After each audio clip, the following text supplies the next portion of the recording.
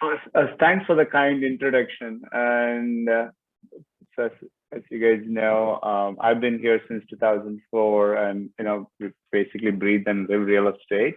And I really appreciate the opportunity here to speak about Pasumpon, at least share my what I had experienced and growing up in the Thevar community.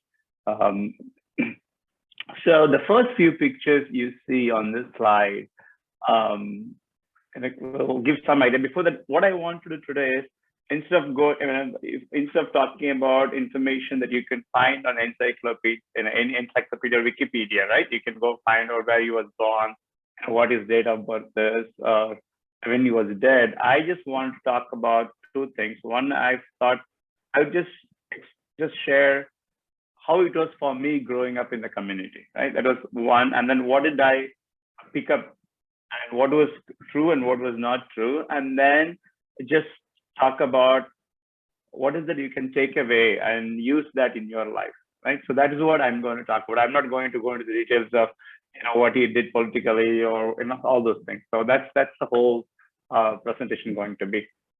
So with that said, when I was like 4 or 5 years old, when I used to go from the city to my grandparents' house, almost in everyone's house, you'll see these pictures. You'll see the first two pictures in a calendar. You'll see them, in posters everywhere. Every house will have the first two pictures, and some of the house will also have Pasumpon Thevar ji with Subhash Chandra Bose, or they will have Pasumpon Thevar ji with Shivaji Ganeshan, who's another popular actor, a very popular actor in Tamil Nadu, right? So I've always asked the question as to why, and nobody would give me, they would basically say he's our community leader, very simple answer, right? And nobody would explain as to what was behind Thevarji that made him so popular. Even today, right? People worship him, actually. A big section of people worship him as God, actually. So we'll go try to find out why that happened. And then we'll also find out what, as I said, what we can learn from his life, right? That said, this is another two pictures that's very, very common, where I used to see them all the time. The first picture shows where I grew up in Madurai. Many times you will see, and that's a stretch of Thevar, with people all around all the time. I don't know how many people have been to Madurai.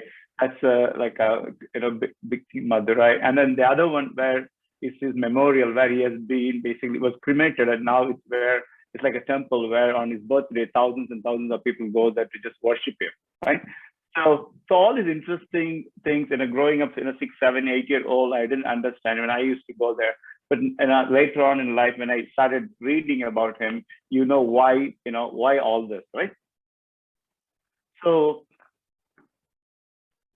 we'll just talk about these four. I'll just touch on his early years, his nationalism, and then touch on his spiritualism, and then what we take away from that, right?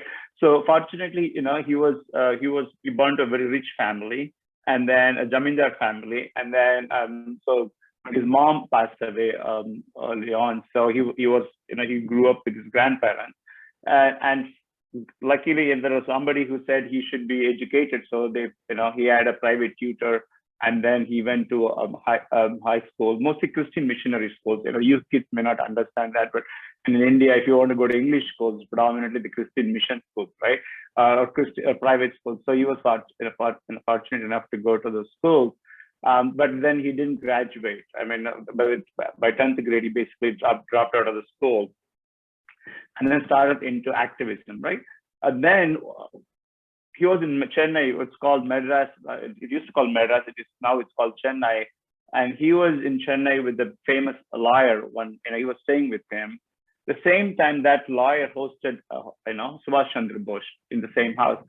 Because those days when people come to big cities, there wasn't any hotels or motels to stay, right? So they had to find someone to stay with. And Srinivas Iyengar was very, very, very influential. And he had Bose in the same house as Thevar. So Thevar and then during when they were stayed there, Thevar was able to observe what Subhash Chandra Bose was doing. And he was Subhash Chandra Bose was 19 years old, and Bose was in his 30s. And the energy, the charisma, and then the discipline that Subhash Chandra Bose was such a big influence for for Pasumpon Muthuramalinga Thevar. And that's when he started changing his life. He became simple. He started not wearing all this fancy clothes, and then started doing social work. Right at that point, I don't know whether you guys know. In India, there was what's called the Tribal Criminal Act. It was a like I'll ask some of these kids here, right? So if you see, your friend or someone is being abused by police power, what would you do?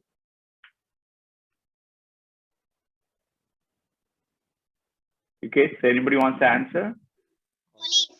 Police. What is that? Call police. Call police, right? But if the police itself is abusing the power, what do you do?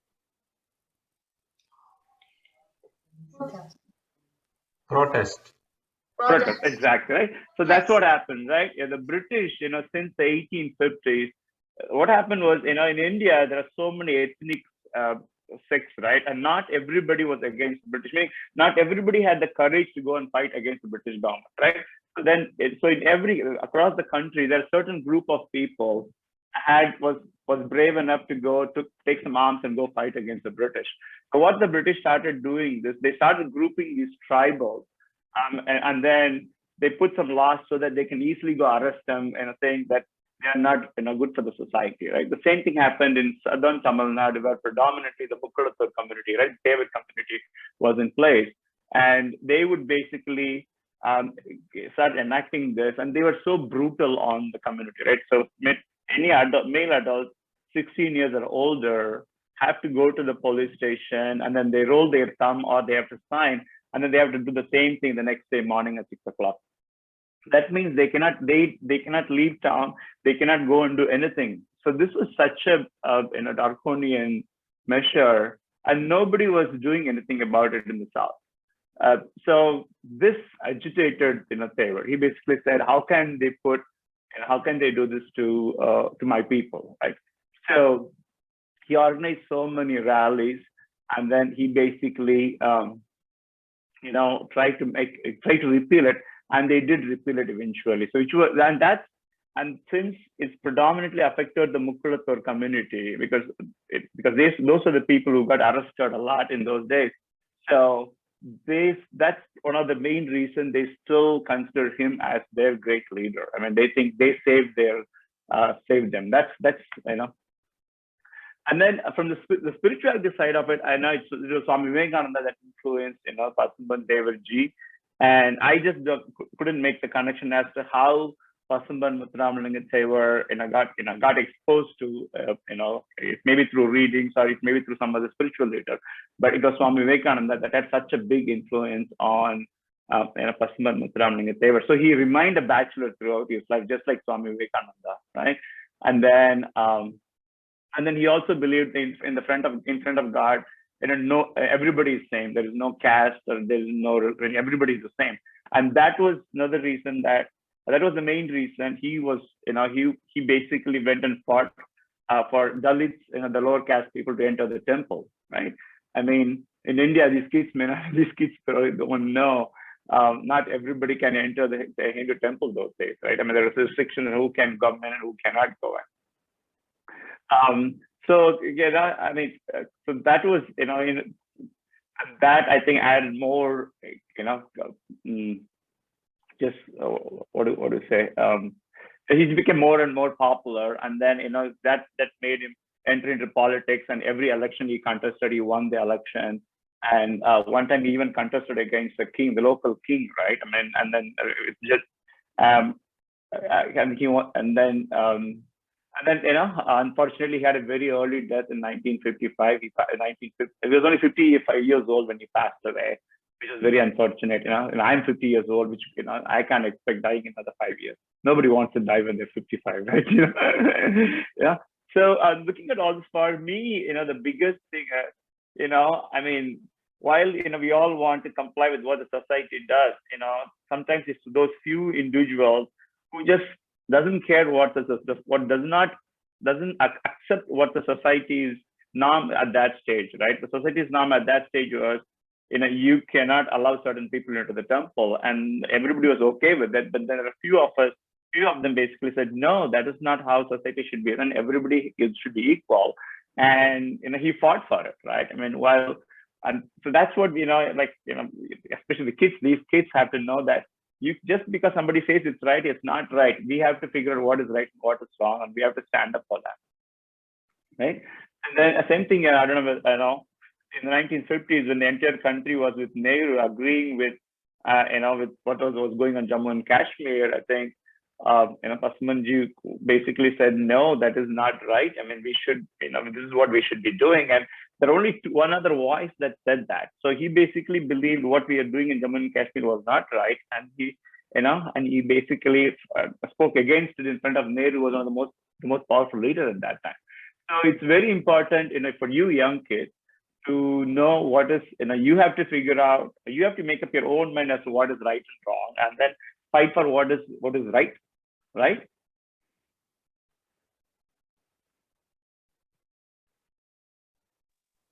So I mean, that's all I have. Yes. Yes. Yes.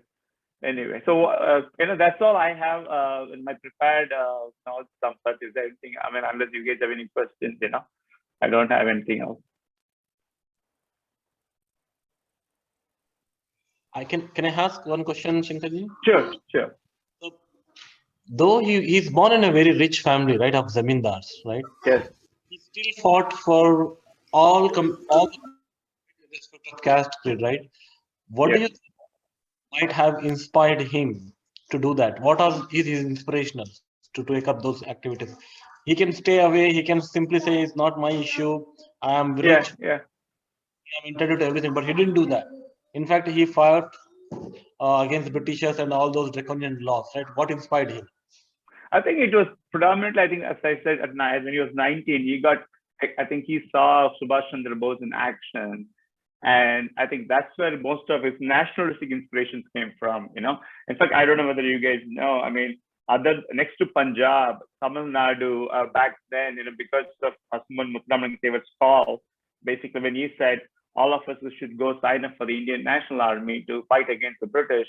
I mean, Tamil Nadu, especially within the Mukkirapandi community, they sent the most amount of people to go fight with Subhash Chandra Bose, right? So I think most of it just came from, from Subhash Chandra Bose, beyond that, I do not know, and maybe some of it is natural, I think, I think, some of us come wired in certain way, right? He basically couldn't take social injustice, I guess. And the one unfortunate thing I'll tell you, right? I mean, unless you read about him, the public image of Pasumpon Muthuramalinga Thevar is that he belongs to the Thevar community, and the politicians may just keep reinforcing that image. But that's totally opposite of what he did. But, if you listen to all his public speeches, either in the parliament or in the assembly, he always talks about everyone. He always talks about the oppressed. He always talks about the poor and the needy and the oppressed, and he only wants to uplift them, and that's where his nationalism and spiritualism. You see that it's all about helping the needy and the poor, and not about the specific caste actually. Thank you, Shankarji. One more last thing. Thank you. Mm-hmm. What is this Thevar community known for? I mean, someone known for some kind of profession or some kind of yes. So Thevar is basically tribal, but they are basically known for helping the king go to war. When the king needs people to fight, the Thevar show up. That's why this became an issue with British, right? When somebody wants to, and many of them would not go and fight against the British. And the Thevar, when there's a call, they would go and fight, or they will go to a protest. And that's why they pass these draconian laws to make sure they don't go to do that. So basically, the profession was helping king go to war. Then there is a side story to that, right? What do they do during the peaceful time? What do they do? How do they make a living during the peaceful time, right? Because if there's a war, then the king will pay, you go fight, right? But So then that's they are in fact they say when there is a war, then typically the some of them will rely on basically being a thief. That's why there's a name called color. Color means it's basically who who does who is a thief, basically stealing as a profession. Unfortunately, Yeah, that's a warrior class, I would say. Right? Yeah, exactly warrior class. Yes, you are right. Anyone have any questions or clarifications you want to ask, Shankarji? So, Thevarji is married or any children? No, he did not marry. Nope. See, I think on that he followed, I think, Swami Vivekananda, right? He tried to remain a bachelor, and then he gave away all his money to the poor, and then just remain spiritual.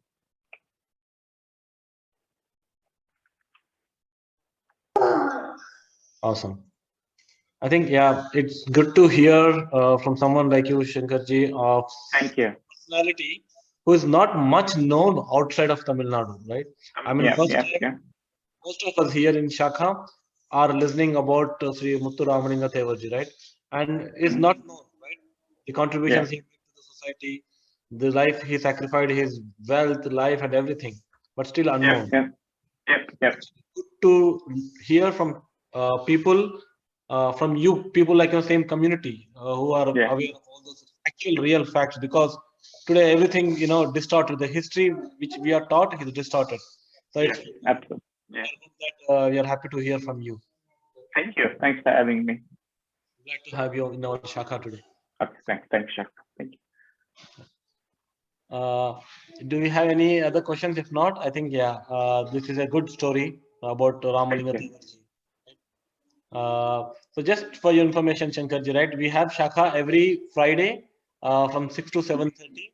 It take up various activities of spiritual, intellectual, and physical activities, right? And among those, this is the activity where we kind of talk about one's personality, know about that personality, what he did, a great personality or a historic figure, and try to do a discussion. We take story sometimes, we do discussions, and we do kid sessions separately. So it's an all-round development for a Hindu being, focusing on Hindu values. Right? Makes sense. I like how some of the prayers, amazing, right? It makes so much sense, So like the second quote about, the mind is the most powerful thing in the world. You can be you could, there's some amazing books on that. You could be in a jail, like Nelson Mandela was in the jail for 25, 26 years, right? But in his mind, he always conceived that one day he's going to go be the president of his people. And you cannot stop, they can arrest you and put you in a jail, but nobody can arrest your mind. That's a power, right? I mean, that's amazing. The slogas are already written. It's just somebody has to put it, you don't have to read English shows, like the books, the motivational books here. It's all in the scriptures also. Exactly. Yeah. Right? Very good, actually. Thanks. And again, thanks for having me. Thank you, Shankarji. Yeah. Okay. So feel free to join us